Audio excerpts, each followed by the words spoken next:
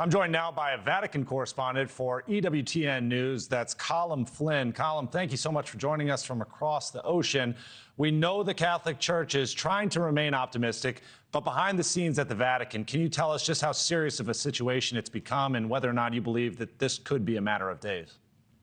Hey, good to talk to you, Alex, and a good night from the Eternal City, from Rome. Yes, people are becoming more and more concerned. They're becoming more worried as each day goes by, because you have to remember the Pope was suffering from a flu initially. And I actually met the Holy Father just 2 days before he went into hospital. My wife and I had a moment to meet him at his Wednesday general audience. And while he was out of breath and he was struggling to talk, he was still in good form and good spirits. But see, the thing with Pope Francis is, Alex, he likes to work. He takes the job seriously. He doesn't like to take days off. When he first became Pope, famously, he said that he wasn't going to use the Vatican Summer Papal Palace in Castel Gandolfo, which is a beautiful little town around an hour outside of Rome with a gorgeous big lake where popes have traditionally gone for the summer months. The Pope said, I'll continue working and I'll have staycations within the walls of Vatican City. So he's a Pope who keeps on working, and many believed with the flu that he had, he probably should have slowed down a bit. Even the day he was hospitalized, the Friday, he met the president of Slovakia that morning. He met Cardinal Tagle from the Philippines, one of the highest ranking cardinals. He met the CEO of CNN television. It was a busy morning, and then he was sent to hospital with full-blown bronchitis. But they said it was stable. He had a slight fever. Then they said it was complex. Now, when the Vatican use words like complex, people sit up and listen. Then it went into pneumonia, and now it has gotten much more serious with today's announcement from the Vatican this evening saying that he had demonstrated an initial mild kidney failure, which is currently under control, but his condition remains critical, continues to receive oxygen as well. So things are getting more and more concerning here as each day goes by.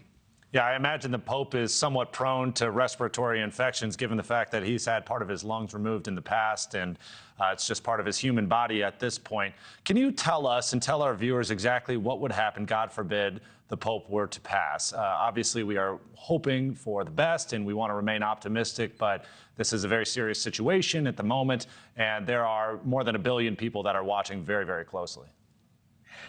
Well, and actually, as I'm talking to you, I've just come in from St. Peter's Square, which is right next door to me here. I live very close to St. Peter's Basilica, and already there were around 20 to 30 television crews, people speaking in different languages from all over the world, who have come here already reporting on the inevitable. They see it as an upcoming conclave. But if the Holy Father passed away, this kind of mechanism would kick into gear then of obviously organising the funeral for the late Holy Father. He would lie in state and wait where people could come and see him in the main St. Peter's Basilica.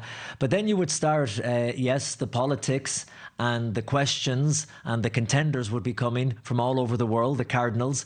Remember, the thing about Pope Francis, which is interesting, is that traditionally, Alex, the cardinals historically have all been like Italian in and around this region. They've been French, they've been European, so they know each other, they have a sense of each other. But Pope Francis has really broken the mold in that he has flooded the College of Cardinals. He has created these cardinals from all different parts of the world where they've never had cardinals before, like South Sudan, like Mongolia, parts of Latin America, which is good in one sense because it reflects the universality of the church and all its diversity. But on the other hand, we believe when all of these men fly in for a conclave, they won't know each other as well as maybe cardinals have in previous conclaves, and we could be looking at a longer voting time to find out what do they actually stand for, getting to know each other. It might take that bit longer.